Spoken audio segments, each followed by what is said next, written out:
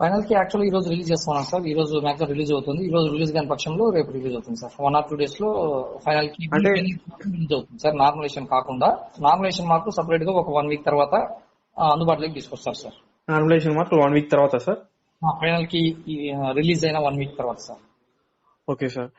అయితే ఈ రోజు ఏ టైంకి ఎక్స్పెక్ట్ చేస్తారు అప్పుడు? అంటే టైమింగ్ డేట్ అనేది నాకు పర్టికులర్ గా మా టైమింగ్ అనేది మా పర్టికులర్ గా మెన్షన్ చేయలేదు సార్. అంటే నైట్ అయినా రావచ్చా సార్? రావచ్చు సార్. అది లేకపోతే నైట్ టైం రావచ్చు. Okay sir. అది సార్ ప్రస్తుతానికి నా సమాచారం. నార్మలైజేషన్ అయితే సపరేట్ గా ఇస్తారు కదా సార్? అవును సార్. నార్మలైజేషన్ కలిపి అయితే నార్మలైజేషన్ అనేది కలిపి అయితే ఇవ్వరు సార్, సపరేట్ గా ఇస్తారు. మరి నిన్న మొన్న ఎందుకు సార్ అలా చెప్పారు నార్మలైజేషన్ తో కల్పిస్తారని? అప్పుడు విషయం అట్లాగే ఇవ్వాలని అనుకుని ప్లాన్ చేశారట. బట్ నిన్న మీటింగ్ జరిగింది.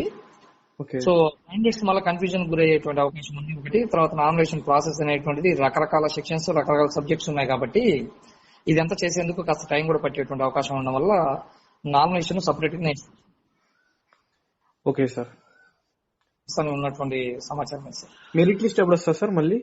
ఇంకా దాని తర్వాత సార్ నామినేషన్ మార్కులు వచ్చిన ఒక 10 days మెరిట్ లిస్ట్ ఎక్స్పెక్ట్ చేయొచ్చు సార్. నామినేషన్ తర్వాత 10 days కా?